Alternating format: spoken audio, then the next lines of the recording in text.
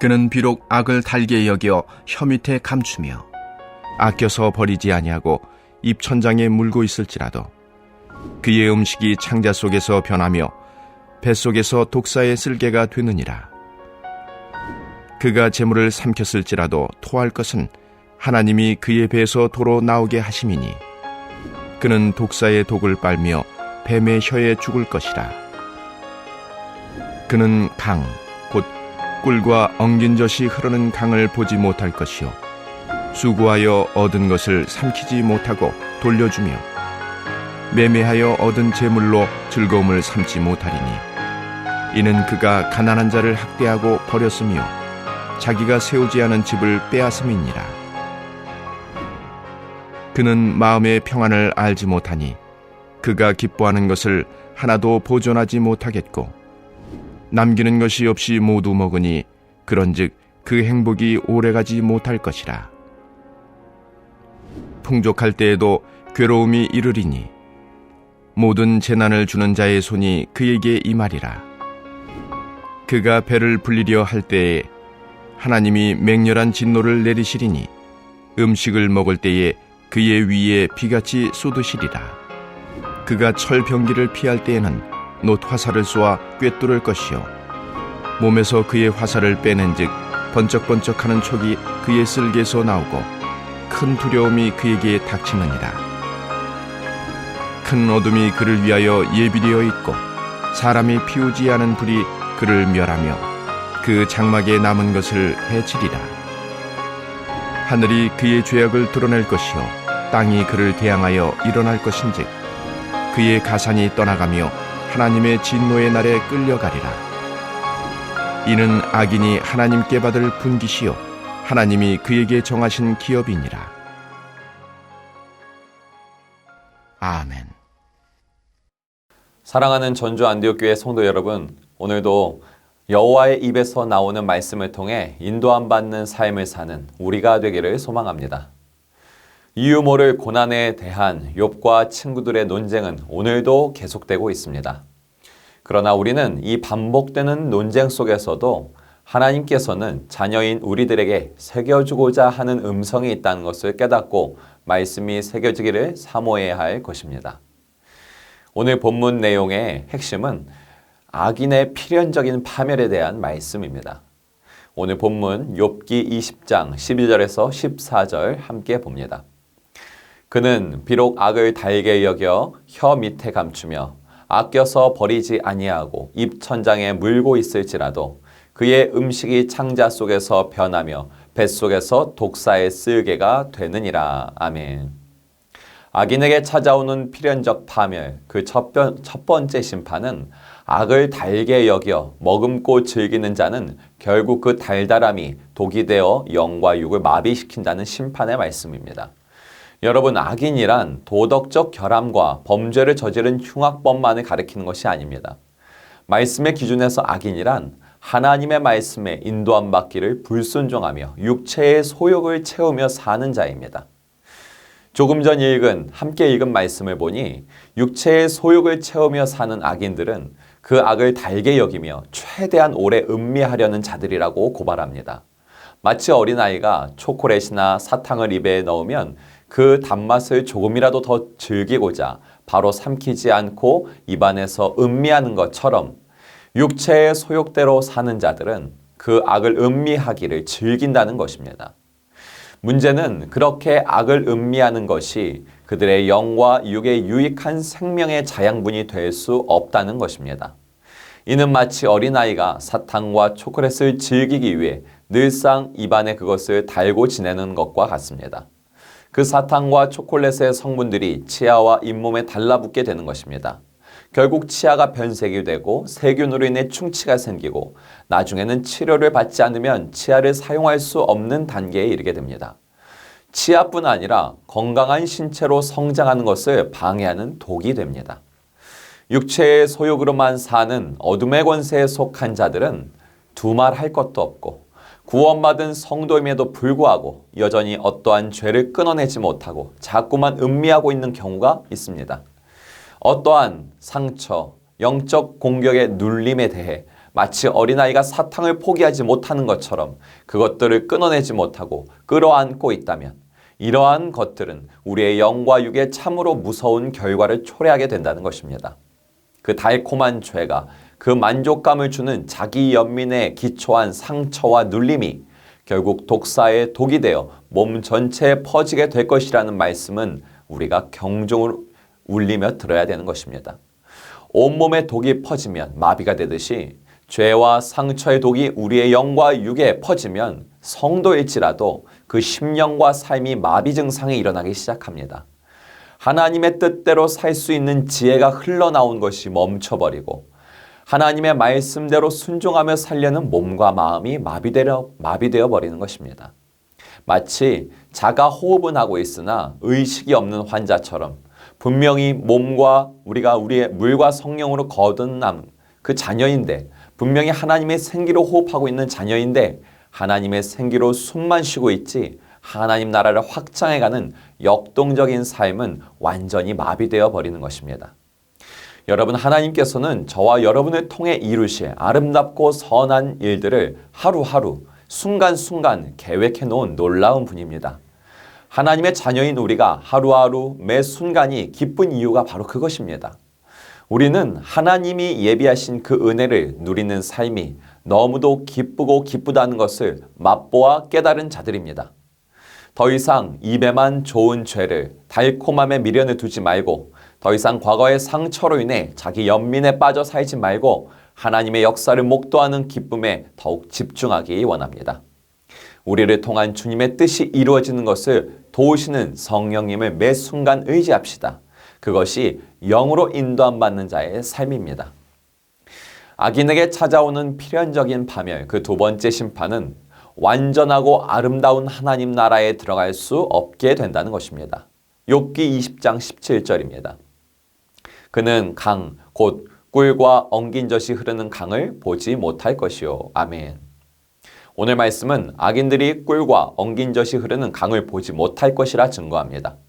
꿀과 엉긴 젖이 흐르는 강은 하나님이 약속하신 땅을 떠올리게 해주는 말씀입니다. 하나님은 그 옛날 이스라엘 백성들을 위해 약속의 땅 가나안을 예비하셨고 그 땅을 누리도록 허락해 주셨습니다. 그리고 오늘날 우리 성도에게는 영원한 하나님 나라의 약속을 허락해 주셨고 우리도 언젠가는 모두 하나님 나라를 누리는 날이 올 것입니다. 물론 이 땅에서도 부분적으로 누리고 있고요. 이처럼 하나님 아버지는 자녀인 우리들이 평안과 안식을 누리며 거할 처소를 예비해 두시는 참으로 좋은 분입니다.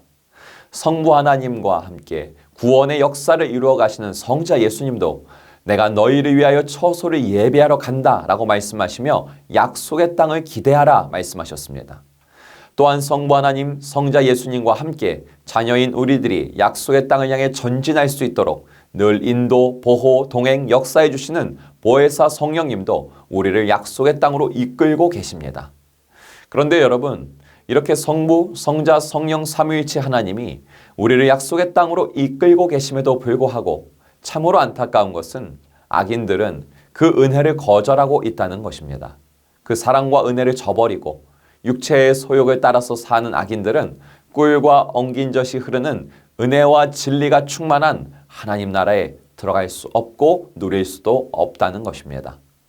죄의 싹슨 사망이라는 말씀과 같이 하나님의 은혜를 거절하는 자들에게 예수님은 저들은 바깥 어두운 곳에서 슬피 울며 이를 갈리라 라고 말씀하셨습니다. 악인들에게 찾아오는 필연적 심판인 것이죠.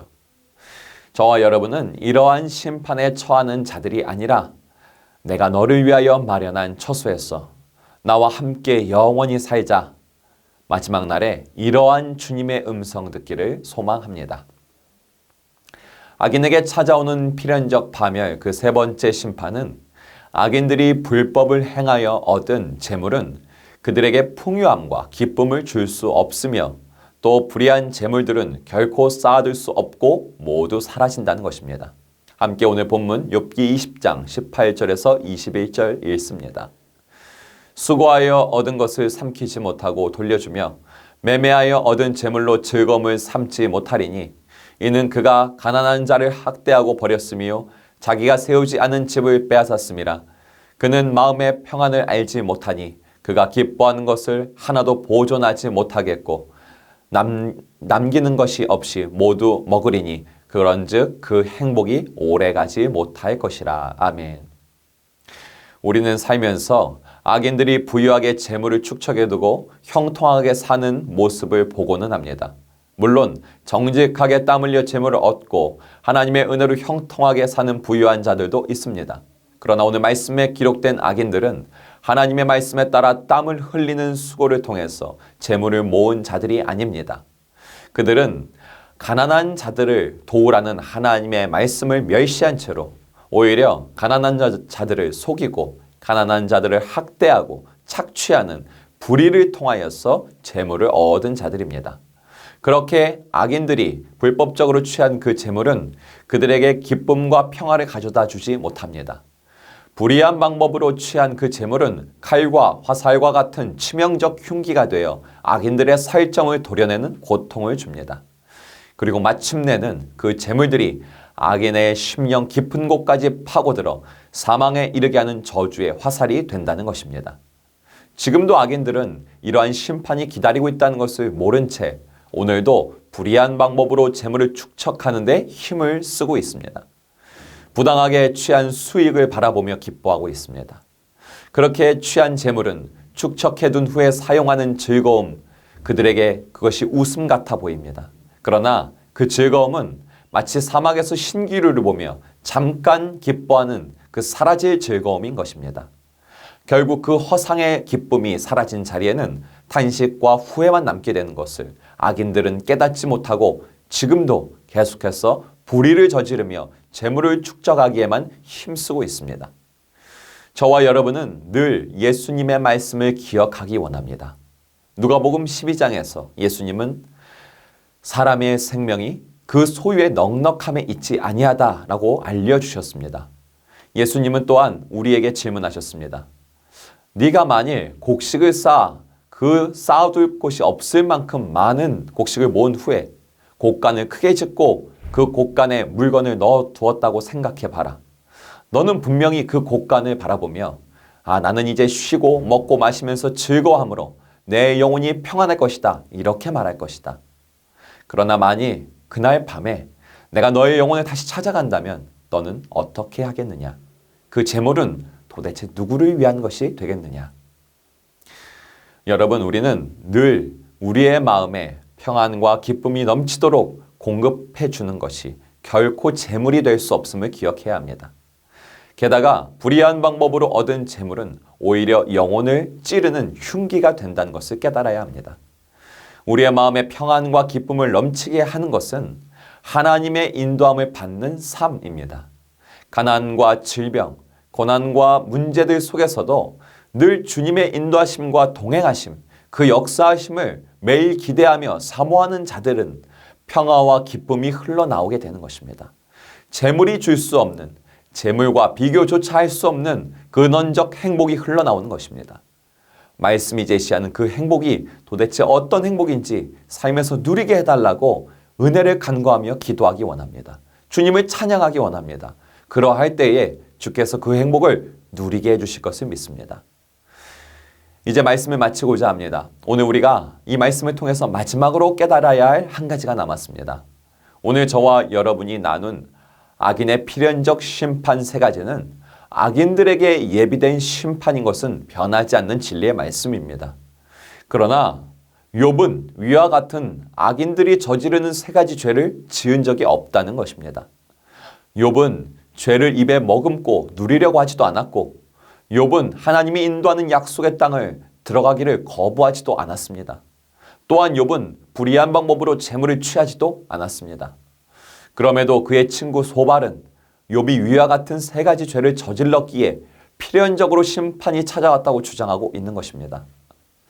우리는 하나님이 우리에게 허락해준 소중한 가족, 친구, 직장 동료들, 이웃들에게 소발이 욥에게 하는 실수를 저지르지 않도록 늘 주의해야 합니다.